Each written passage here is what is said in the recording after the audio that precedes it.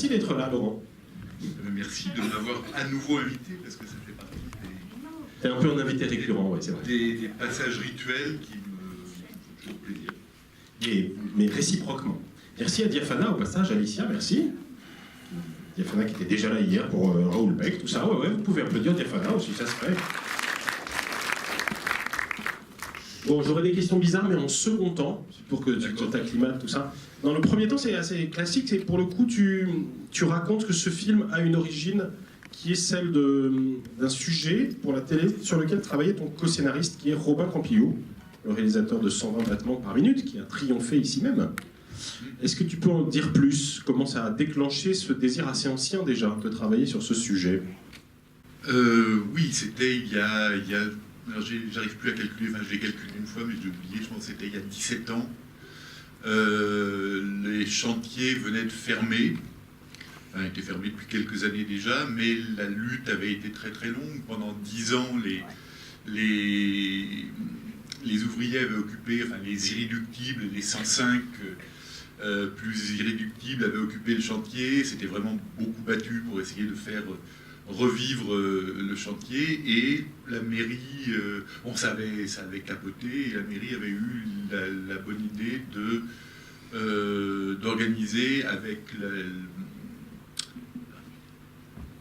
j'oublie toujours le nom de cet organisme, pas l'agence locale, la mission locale, merci.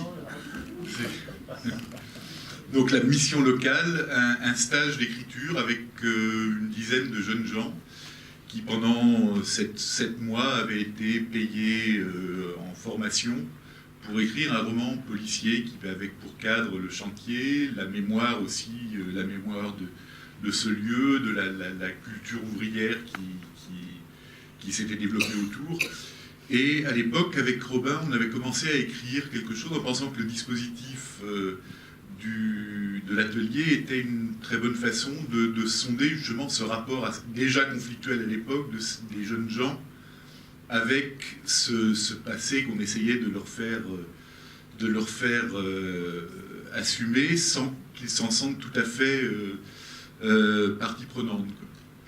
Et je pense que on avait commencé à écrire et qu'au-delà du simple atelier, on n'avait pas réussi à trouver une forme qui allait donner quelque chose d'un peu moins documentaire au film que j'imaginais à l'époque. Et puis on est parti sur l'emploi du temps, je crois, qui nous a happé à ce moment-là, et on avait laissé tomber ce projet.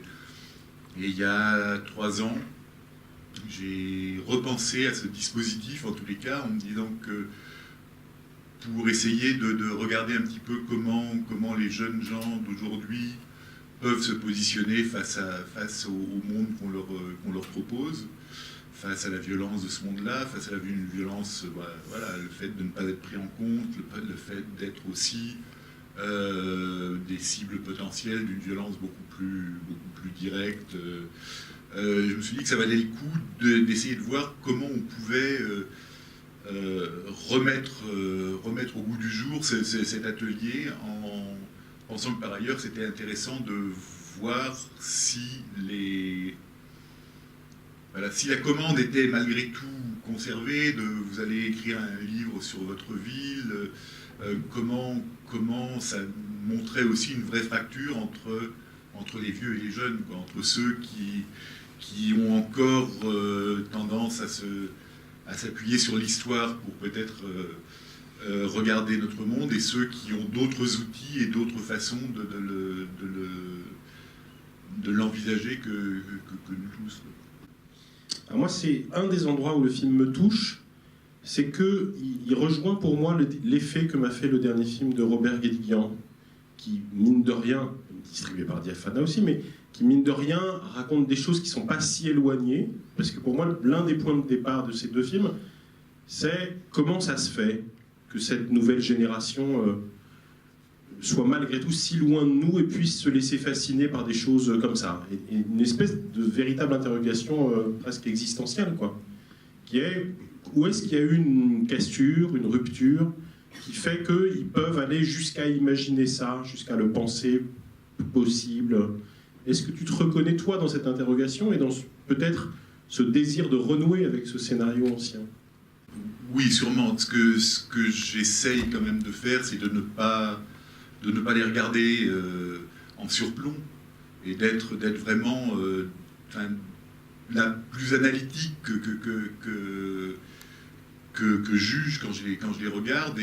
Et c'est pour ça, par exemple, que la profusion d'images très variées qu'on a voulu intégrer dans le film dit un peu ça aussi. Et je pense que le regard que je porte sur les jeux vidéo, par exemple, me semble être, bon, alors là, absolument pas surplombant. Moi, je ne suis pas un grand joueur. Robin Campillo jouait beaucoup. Du coup, j'ai eu là des informations de première main. Mais moi, en commençant le film comme ça, j'ai quand même l'impression qu'on décrit un imaginaire aussi. Une façon de se balader dans un monde assez merveilleux qui peut être, pour certains joueurs, la partie la plus passionnante d'un jeu, quoi. Et j'ai l'impression qu'en montrant cette minute de jeu vidéo, je parle déjà d'Antoine, je parle déjà de cette errance un peu sans but qui est sa vie à ce moment-là du film. Oui, c'est une première façon d'introduire le personnage, d'autant qu'après, la discussion dans l'atelier va porter sur ce que c'est que la caméra subjective, et précisément, c'est un des principes de ce type de jeu, que d'être à la place du personnage. Et puis évidemment, ça annonce la scène où, au lieu de tirer sur le soleil, comme dans The Witcher 3, il tire sur la lune à la fin, donc il y a un effet de boucle. Mais par ailleurs, il y a un autre moment important de jeu vidéo, qui est le moment où il parle avec le casque, et où tout à coup, alors que le jeu est déjà installé, tu te mets à surimposer la voix de lecture d'un des textes sur ce que c'était que le collectif autrefois. Et là, pour le coup, tu fais une espèce de montage parallèle, enfin, entre deux modalités de collectif. Est-ce que tu peux nous raconter un peu ce choix-là? Non, tu as tout dit, en fait. Non. Non, la seule chose, c'est que... voilà, je m'en sors assez facilement en disant, voilà, on a un peu ça veut un peu dire qu'on a le collectif qu'on mérite. Mais en même temps, je ne suis pas sûr qu'il ne se joue pas autant de choses dans ce jeu que dans ce souvenir du collectif qu'évoque le texte, quoi. Enfin... Oui, qui est d'ailleurs pas si idéal que ça, ce collectif, puisqu'il raconte quand même l'histoire d'un lieu syndical qui était très habité, tout ça, mais qui s'est réduit et s'est effrité à 3 personnes. Quoi. Oui. Dernière question, puis après on passe la parole à la salle. Il y a une scène dont j'avais sous-estimé l'importance la première fois, qui est la scène où elle discute par Skype, encore une image d'un grain différent, d'une origine différente, avec son éditeur. Et où là, pour le coup, j'ai l'impression que c'est un peu un mode d'emploi du film quand même, une espèce de confession, pour le coup, du scénariste-réalisateur, qui dit son inquiétude d'instrumentaliser ses personnages et son désir qui gagne une vraie autonomie. Et pour moi, c'est à la fois quelque chose qui parle de ta méthode de travail, et tu vas peut-être nous raconter un peu comment tu as fait en sorte de créer cette autonomie, mais qui parle aussi du scénario, en fait. Parce que quand même, pour moi, la grande force du film, c'est qu'à certains endroits, il décolle en allant là où on l'attend absolument pas. J'en citerai juste 2, mais qui me paraissent importantes. La première, c'est la façon dont tout à coup, on revient à Daesh et à l'actualité la plus récente. Et ce que tu racontais tout à l'heure de « j'ai réinvesti le scénario 17 ans plus tard », c'est comme si tout à coup l'actualité rendait ce film absolument nécessaire pour l'emmener ailleurs. On sort de la logique de l'enfermement dans l'atelier et tout à coup le réel est tellement fort qu'il faut s'en ressaisir et se laisser porter à essayer de comprendre ces gamins-là. Et puis la deuxième chose, c'est évidemment dans la dernière partie, quand tout à coup, alors qu'on pourrait penser que tout est clos, que tout se termine par un reportage de la télé qui dit ce qu'il faut penser de cette logique d'atelier, tout à coup, le gamin et le film se barrent ailleurs. Et dans un rapport... Il s'en va parce qu'il ne supporte pas le discours, justement, qui pourrait être une conclusion, effectivement. Il n'a pas envie qu'on conclue, quoi. C'est ça, comme s'il fallait vraiment inventer une autre fin, et qui, tout à coup, nous emmène aussi sur d'autres horizons de cinéma, avec des règles très différentes, puisque là, on a une séquence où la parole, tout à coup, est presque absente. Ils se diront presque rien près du ravin, là, et où, tout à coup, lui finira par trouver les mots dans cette dernière lettre. Est-ce que tu peux nous dire quel rôle joue cette petite séquence-là de dialogue, et comment donc tu as créé les conditions de cette autonomie des personnages? Petite séquence de rappel, le dialogue avec l'éditeur. Ah oui, parce pardon, que présente pour toi. Oui.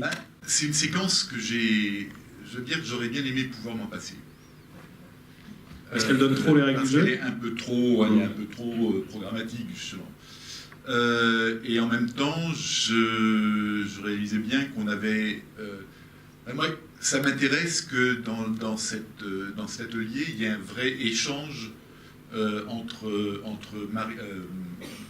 Olivia et les autres, et les jeunes, et que finalement Olivia ressorte tout autant transformée que par ce qui se passe, quoi. Et quand elle a ce moment de désespoir face à son éditeur, c'est quand Antoine a mis le doigt sur la faiblesse de ce qu'elle écrit et sur le fait que tout ce qu'elle écrit n'est pas très incarné et là d'un seul coup je pense qu'elle elle apprend énormément de ce petit moment qui précède, et j'avais vraiment besoin d'en être sûr, quoi. Et puis de faire aussi qu'elle annonce qu'elle allait, que quand elle va chez lui après, quand elle va lui proposer en tous les cas, quand elle va lui proposer de l'interviewer, on la croit assez sur parole quand elle dit que c'est pour nourrir son prochain livre. Et en même temps, moi j'aime bien aussi l'idée que ce soit pas si clair que ça, quoi. C'est pas clair. Mais dans tous les cas, elle le formule comme ça me semblait important, et j'avais l'impression qu'on avait besoin de ce passage par l'éditeur pour arriver à ça.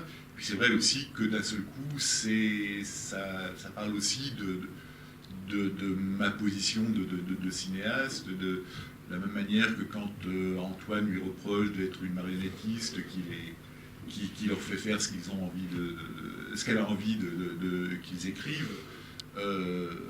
J'ai toujours un petit peu ça en tête quand je tourne, et en particulier quand je tourne avec des mots professionnels avec qui je demande quand même leur avis sur ce que le film raconte, et même de s'investir assez dans tout le processus d'écriture des dialogues pour que le film les engage aussi. Et du coup, les engager en tirant les ficelles, c'est quelque chose d'assez déplaisant. Alors, voilà, je pense qu'en faisant un des enjeux du film, je m'en suis aussi un petit peu protégé. Et du coup, dans quelle scène en particulier il y a eu comme ça une part d'invention et une autonomisation de tes personnages acteurs ? Alors, d'abord, dans toutes les scènes d'atelier, au niveau de la formulation des choses, c'est sûr qu'ils ont apporté beaucoup. C'est-à-dire que moi, alors, en même temps, je suis troublé parce que depuis un mois, je fais les débats comme ça, et je dis qu'ils ont complètement réécrit les dialogues. Et puis tout à l'heure, je suis retombé sur le scénario et j'ai regardé, et finalement, ce qui est étonnant, c'est que c'est pas si éloigné. Enfin, c'est à quelques détails près, c'est pas très éloigné de ce qui a été écrit. Et en même temps, je pense que c'est ces détails qui comptent, quoi. D'abord parce que ils ont mis leurs mots, ils ont mis leur rythme, leur énergie, ils l'ont vraiment incarné, quoi. Ils se le sont appropriés au point de pouvoir le revendiquer. Et puis, par contre, il y a vraiment des passages qui ne sont pas écrits, là, qui sont en particulier tout ce qui touche à Daesh, à Internet d'abord, quand il parle des horreurs qu'on peut voir sur Internet, tout en s'en délectant. Enfin, il y a ce passage-là est quelque chose qui est né des improvisations qu'on a fait ensemble et qu'on a progressivement mis en forme pour que ce soit une scène à part entière. Qu'est-ce qu'il y a eu d'autre comme... Après, c'est vraiment des phrases comme ça qui, d'un seul coup... En fait, quand j'écris un scénario comme celui-ci, et en particulier quand j'écris des dialogues, j'ai l'impression de faire des hypothèses comme ça, et de me dire, bon, on va voir ce que ceux qui sont concernés vont en dire. Et c'est vrai que j'ai besoin qu'ils me valident un certain nombre de choses avant d'y croire tout à fait. Et voilà, tout le travail qu'on fait avant, c'est quand même beaucoup ça. Et le travail qu'il fait avant, ça représente combien de temps? Enfin, là, ça a été 3 semaines. Bon, ça a été d'abord beaucoup de séances de casting où on se voyait assez régulièrement dès qu'un nouvelle tête entrait dans le groupe. J'essayais de réunir ceux que j'avais déjà, dont j'avais une espèce de certitude qui serait dans le film. Et puis ensuite, il y a eu 3 semaines avant le tournage pendant lesquelles on a répété pendant des journées entières. Alors, répéter, c'était souvent discuter. Ça durait parfois, on avait des discussions d'une demi-journée sur la scène qu'on allait travailler après, et même des discussions qui pouvaient ressembler à celles de l'atelier, c'est-à-dire parfois assez tendues sur des désaccords entre eux, des choses qu'ils ne voulaient pas formuler de la même manière. Et puis ensuite, moi je leur lisais la scène, je leur racontais la scène, et puis ils me proposaient une première improvisation, et à partir de là, j'étais de plus en plus directif, ou de moins en moins quand je sentais qu'il y avait quelque chose qui m'intéressait vraiment et qui rentrait bien dans le cadre de ce que j'attendais. Et il y avait Marina Foïs déjà, ou tu as choisi de travailler avec le groupe seul? Marina était en tournage juste avant, donc elle n'a participé qu'à la dernière semaine de tournage, de répétition. Et c'était amusant parce qu'elle aussi était un peu dans le même état d'esprit qu'eux, c'est-à-dire que d'un seul coup elle se trouvait jetée dans la fosse et à devoir d'abord tenir tête à tous ces jeunes qui en plus avaient déjà travaillé ensemble pendant 15 jours et donc savaient vraiment où ils allaient. Et puis elle a eu envie, avant de commencer à travailler, de faire aussi le travail que moi j'avais fait, c'est-à-dire d'apprendre à les connaître, les écouter beaucoup, déconner avec eux.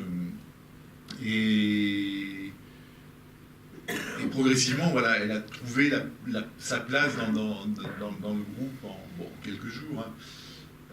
Presque trop pour moi même. C'est-à-dire que j'avais envie qu'elle soit...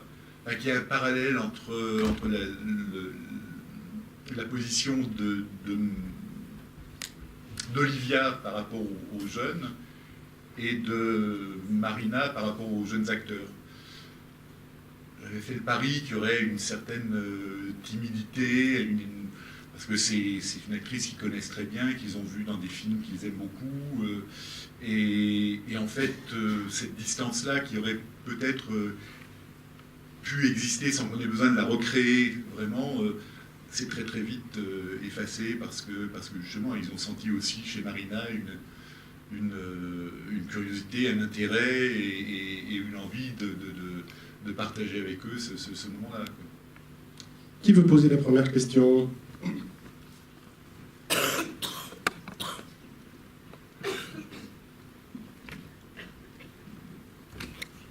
Oui, bonsoir. J'ai beaucoup aimé ce film, je l'ai trouvé très important. C'est le seul terme que je puisse... je ne sais pas si c'est un grand film, mais c'est un film très important, pour moi en tout cas.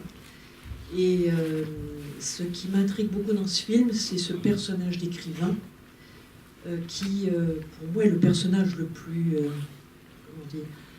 le plus fragile sur l'ensemble du film. Elle est comme, pour moi, sur une espèce de fil. On sent qu'avec ces jeunes, la limite pourrait être facilement franchie. D'ailleurs, elle se franchit à un moment donné. Elle ne maîtrise pas grand-chose. D'ailleurs, elle reste plus écrivain qu'animatrice d'un groupe d'écriture, d'atelier d'écriture. Et c'est ce qui la piège aussi, puisqu'elle a entraîné, elle, dans ses propres interrogations. Est-ce que ça a été voulu? C'est ça ma question. Ou est-ce que c'est justement l'actrice qui elle-même s'est entraînée dans cette voie-là? Non, c'était un peu comme ça qu'on avait défini le personnage, c'est sûr. C'était...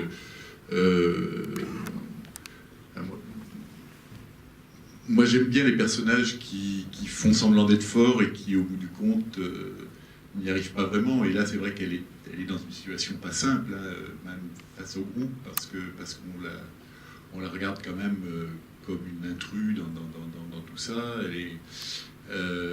Mais bon, d'abord elle est parisienne, ce qui à La Ciotat est un sacré handicap. Elle passe à la télé, elle parle bien, elle a dépassé un certain âge, donc elle est de toute façon fragilisée par ça. Elle représente aussi l'autorité, puisque pour beaucoup, ces jeunes n'ont pas vraiment envie ni besoin d'être là, ils préfèrent faire ça que d'aller tirer des câbles, dit l'un d'entre eux, mais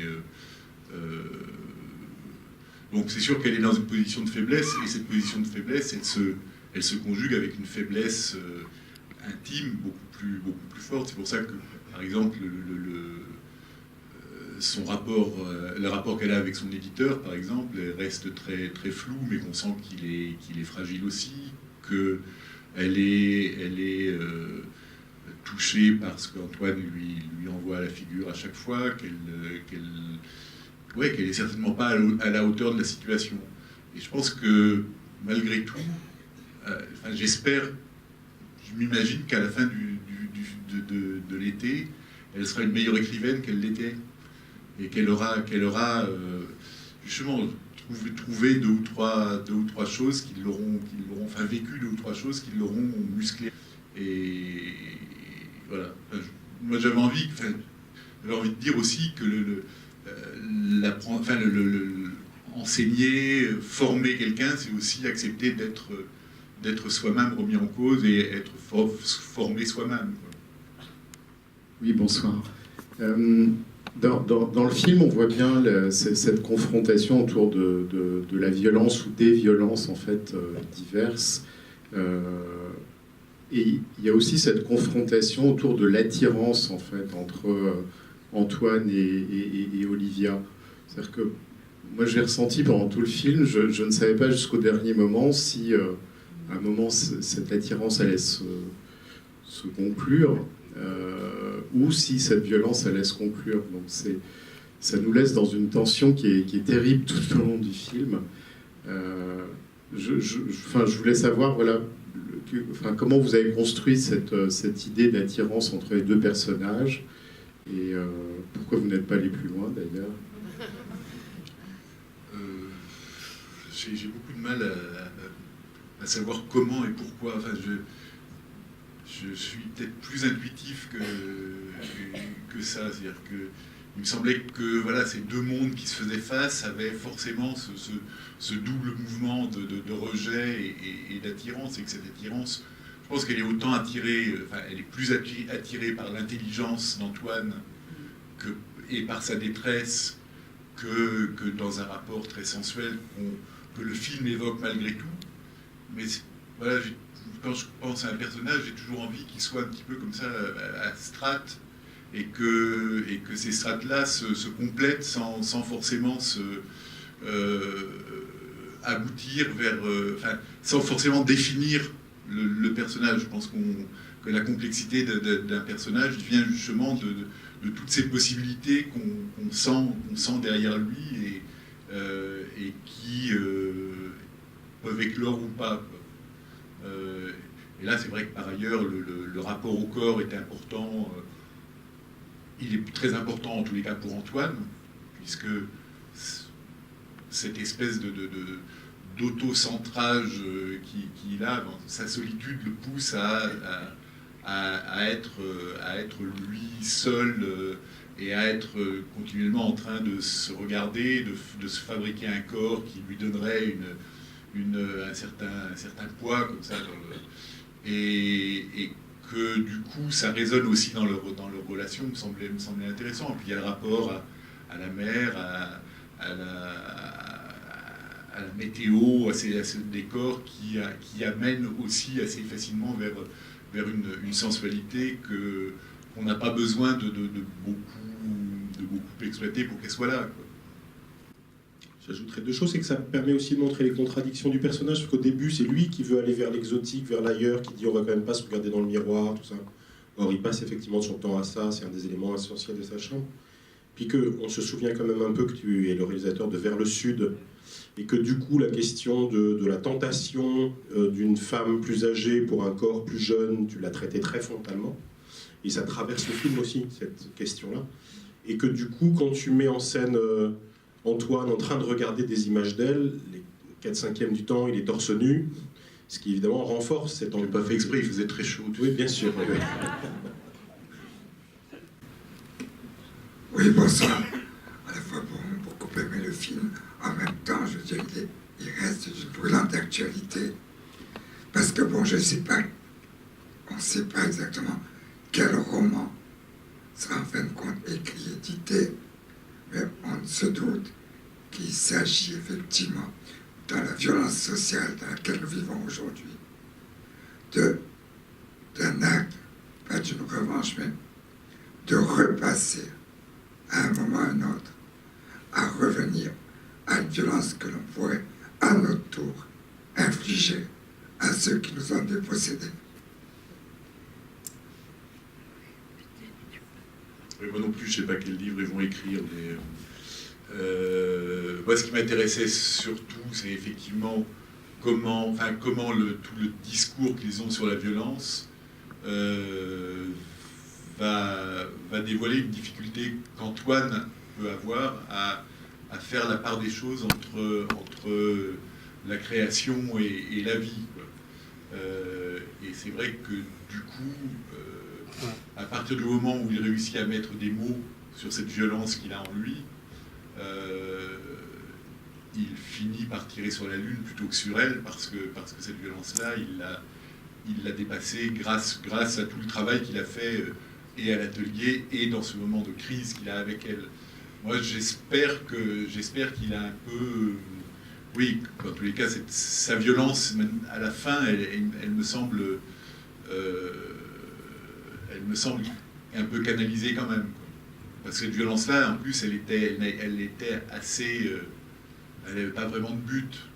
Elle n'était pas adressée. C'était juste il faut que quelque chose se passe, quoi. Donc j'ai été... Madame disait que votre film était important, je trouve effectivement important, et en plus j'ai été touché, et c'est sans doute, à mon avis, un grand film, ce n'est qu'un modeste avis. J'adore cet avis-là. Merci. Et non, je ne sais pas si je vais être très clair, parce que j'ai vraiment été très touché à la fois sur la forme et ce que dit le film politiquement. Alors je vais commencer par ma dernière question, qui normalement aurait dû arriver en conclusion, mais pourquoi vous avez fait cette sorte de happy end, puisque la tonalité est quand même très sombre, et on sent Laurent Cantet peut-être humaniste qui nous rajoute cette question du travail qui traverse tout le film, et on voit ce jeune travailler, et on imagine qu'il est sauvé par le travail, ou qu'il a une rémission possible, ou une rédemption possible, alors que tout le discours est sur la fin du travail, sur la destruction sociale et psychologique que ça a entraîné. Alors, je vais répondre tout de suite à la dernière question, du coup. Non, enfin, moi, je pense que c'est mon film le plus optimiste, effectivement, mais la fin ne l'est pas beaucoup plus que la séquence d'avant, ou la séquence encore antérieure. C'est-à-dire que j'ai l'impression qu'effectivement, à partir du moment où Antoine réussit à écrire ce texte-là, il est sauvé. Et son départ à la fin, pour moi, c'est pas une aliénation du retour au travail. C'est je me tire d'ici. Et je me tire d'ici dans des conditions qui sont plutôt presque... voilà, il lève l'encre, quoi. Il y a quelque chose de forcément... Enfin, moi, je pense qu'à son âge, m'embarquer sur un bateau et me dire que je vais partager comme ça la vie d'un équipage pendant X temps pouvait être une espèce de rêve et pas du tout un truc d'aliénation. Enfin, c'est pour ça que je pense que le regard qu'il porte à la fin sur ce paysage un peu énigmatique qui s'éloigne me semble très apaisé. Justement, mais cette fin est très apaisée et apaisante, alors qu'on était sous tension tout au long du film. Oui, parce que je pense que ce qui m'intéressait, c'était le cheminement d'Antoine, et que le cheminement d'Antoine, parce que j'avais envie aussi que tout ce qui se passe là le change. Il a beau dire à Olivia qu'il n'a pas besoin qu'on l'aide, pas besoin d'être sauvé, pas besoin de... Je pense qu'il est dans un... Enfin, moi, je le vois comme un personnage dans un tel désarroi que je pense qu'il gagne quelque chose à partir du moment où il prend une décision. C'est la première décision qu'il prend, hein. Avant, quand il est toujours porté par les événements. Quand il arrive chez elle avec le flingue à la fin, à mon avis, il ne sait pas ce qu'il va faire. Il est là et il faut qu'il décide quelque chose. Donc il décide de l'emmener dans ses calanques. Et puis on sent très bien que quelque chose est en train de se passer dans sa tête. Enfin, moi, j'imagine que ça travaille à ce moment-là. Et la décision de tirer sur la Lune, ce côté très dérisoire en fait de ce geste-là, me fait dire qu'il a résolu quelque chose, lui, en tous les cas. Et ça, oui, c'est optimiste, mais c'est pas non plus... oui, je pense que c'est légitime de se dire que un jeune homme de 18 ans, plongé dans une situation aussi forte que celle qui s'est fabriquée là, va avoir un point de vue sur ce qu'il est en train de vivre et va peut-être changer un peu, quoi. Et parfois, c'est cet Antoine non changé avant cette fin, donc, ou ces deux fins, qui a malgré tout raison. C'est lui qui écrit sans doute mieux, et qui pointe les limites de l'écriture de l'écrivain. Oui, c'est vrai. Enfin, de toute façon, le personnage, il était compliqué à écrire parce que je voulais pas que le film le ménage trop. Et je pense qu'il dit quand même des choses totalement inadmissibles et qu'on sent qu'il est pas loin de franchir une ligne qui serait assez impossible à accepter. Et puis il est là à flirter avec cette ligne. Et je voulais pas non plus en faire un personnage qu'on allait forcément aimer, mais en même temps, il me semblait que dans cette détresse-là, il devait avoir aussi quelque chose de très attachant. Après qu'il ait raison ou pas, oui, sur l'écriture, c'est sûr qu'il est certainement celui qui écrit mieux. Ses remarques à Olivia témoignent d'une intelligence assez incroyable. Enfin, sauf que si ça tourne dans le vide, tout ça, ça ne sert à rien, quoi. Et que là, dans l'atelier et dans sa relation avec elle, voilà, ça prend comme et que là, il va bouger, quoi. Et que là, c'est là qu'à mon avis, il est fort et intéressant. Comment tu l'as trouvé, l'acteur qui joue Antoine? Et est-ce que tu lui as attribué immédiatement ce rôle-là? J'ai trouvé le premier jour du casting, en fait. Et la personne qui faisait le casting m'a téléphoné en me disant « Bon, je crois que j'ai trouvé Antoine. » Enfin, continue à chercher quand même, parce que, évidemment, c'était très suspect. Et puis, bon, on s'est revu un certain nombre de fois. J'ai mis beaucoup de temps avant d'être tout à fait... sûr que c'était lui, parce qu'on a toujours envie de... Enfin, et justement, le fait de l'avoir trouvé si facilement le rendait un petit peu suspect son talent. Mais bon, très très vite quand même, j'ai senti qu'il avait une... Bon, d'abord, cette intelligence que j'espérais au personnage, et puis cette capacité à paraître parfois... totalement désarmé et d'autres fois assez effrayant, quoi. Il est tellement bon qu'il occulte du coup une autre actrice du film que je trouve absolument formidable, c'est celle qui joue Malika. Oui, mais je pense qu'elle existe beaucoup aussi, non? Oui, mais moi, lui m'avait tellement scié à Cannes que je n'avais pas vu qu'à côté de lui, il y avait quand même cette fille qui a une prestance, une aisance, une espèce de franc-parler qui est assez sidérant, quoi. Une non-actrice, entre guillemets. Une petite dernière? Ouais.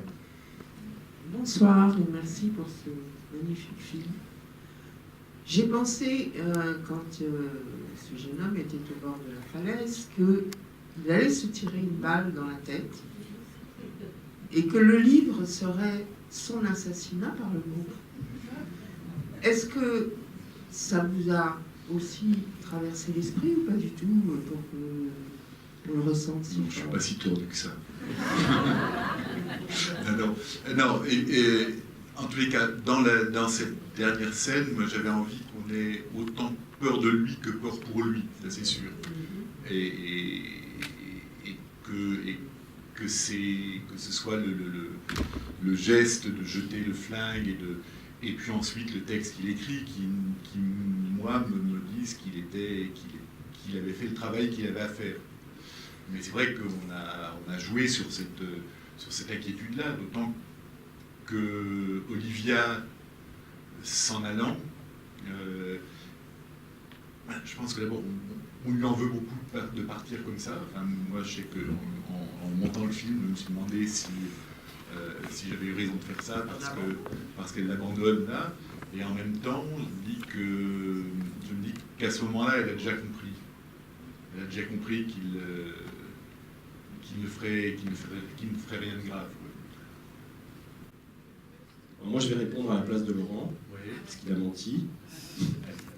Non, évidemment qu'il meurt, puisque quand il revient juste après, la question que posent les gamins, c'est quel est le synonyme d'enterré, et que juste après, l'exclamation de la fille, c'est « Ah, un revenant ». Donc un revenant, c'est quelqu'un qui revient d'entre les morts. Donc c'est évidemment une mort symbolique et une renaissance qui est mise en scène.